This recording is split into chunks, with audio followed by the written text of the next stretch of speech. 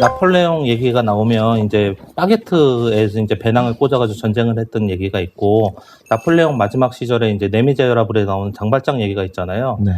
근데 장발장에서 이제 보면은 빵을 하나 훔쳤는데 5년 감옥형을 받고 이제 그런 부분이 있는데, 장발장이 훔쳤었던 그 시절의 빵이 저희가 아는 단팥빵 하나 정도의 양이 아니라요, 파운드 단위로 빵을 구워서 했었던 시절이고요.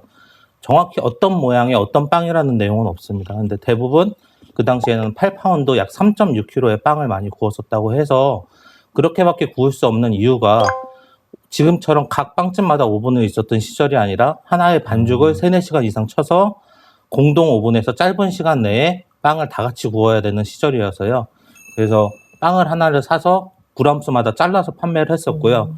빵 하나를 가지고 가족들이 며칠 동안 먹을 수 있는 크기의 빵이었다고 해요. 그래서 이렇게 쿠프 모양을 내는 것 자체가 이제 빵집마다의 상징을 가지고 있기도 하고요.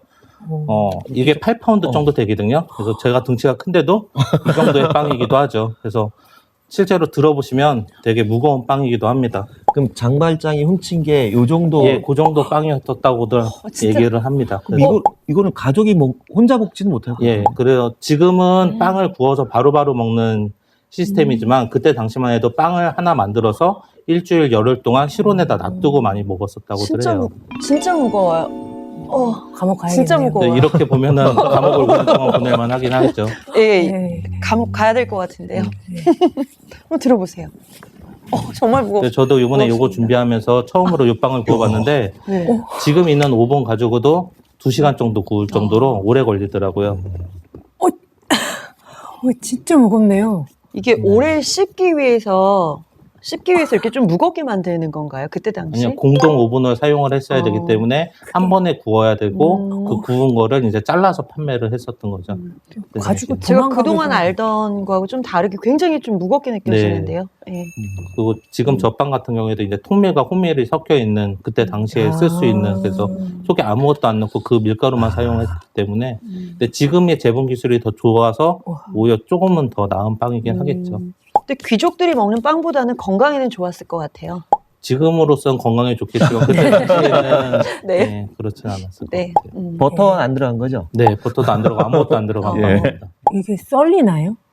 네, 칼로 하면 이거 가지고 도망가기도 힘들 것 같아요. 네, 그때 당시에도 이제 내용에서 보면 도끼로 빵을 잘라 먹었다는 얘기도 있으니까 굉장히 저희가 알던 빵들보다는 사실 질이 나쁘고 딱딱한 빵들이 많았었던 것 같아요.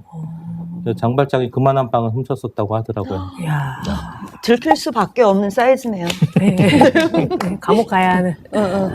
네, 나폴레옹 이후, 그러니까 프랑스 대혁명 이후에 와인 산업에서 많은 그런 변화가 있었어요. 가장 이제 대표적인 변화가 이 그 포도밭이 프랑스 대혁명 이후에 이제 경매로 많이 나오게 되었고요. 그리고 이 프랑스 대혁명에 참여했던 농민들에게 이 포도밭을 잘게 나눠준 거예요.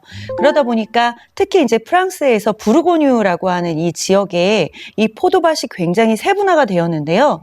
그래서 재미있게도 만들어진 게, 그러니까 생겨나게 된 거죠. 와인 중개업자인 네고시앙이라는 것이 생겨나게 됐어요. 이 네고시앙들은 어떤 것이냐면, 포도밭을 다니면서 포도즙을 사거나 와인즙을 사서 이걸 본인들의 네고시앙 이름, 어떻게 보면은 대부분 이 네고시앙들이 아마 우리나라로 치면 대기업이었을 거예요. 네, 지금도 이제 이어져 오고 있기 때문에 지금도 부르고뉴 와인 중에 좀 좋은 와인을 우리가 선택을 하고 싶다 했을 때에는 좋은 네고시앙이 어디인가를 아는 게 이제 중요하거든요. 그래서 이 프랑스 대혁명 이후의 세분화 때문에 네, 이런 네고시앙들이 또 생겨나게 됐었고요. 그래서 재미있는 거는 이제 클로드 보조라건 와이너리 같은 경우에는 소유주가 80명이 된다는 얘기는 정말 유명한 얘기이기도 하고요. 또 이제 부르고뉴에서 프랑스 대혁명 이후에 그 유명한 전 세계에서 가장 비싸다는 와인 알고 계신가요? 네. 로마네 꽁띠라고 하는 와인이 있는데요. 이 로마네 꽁띠가 이제 경매에 나오게 됐어요. 네, 이게 이제 포도원의 이름입니다. 네, 경매에 나오게 됐는데, 이때 이들이 사용한 마케팅 문구가 있었어요. 뭐, 죽은 산 사람도 살려낸다고 할 정도의 또 지금까지도 굉장히 전 세계 최고의 비싼 와인으로도 알려져 있고요. 또 얼마 전에는 우리 편의점에서도 이 와인이 3,800만 원에 네, 판매를 하면서 와, 좀 놀라움을 자아냈는데 와인은 한 세트에 12병이에요. 근데 이 로마네 꽁띠 같은 경우에는 한 병을 살 수 있는 건 아니고요. 11병의 세컨 와인. 뭐 예를 들어 리시브루, 라타슈, 에세조, 뭐 그랑 에세조와 같은 이제 와인의 이름인데요.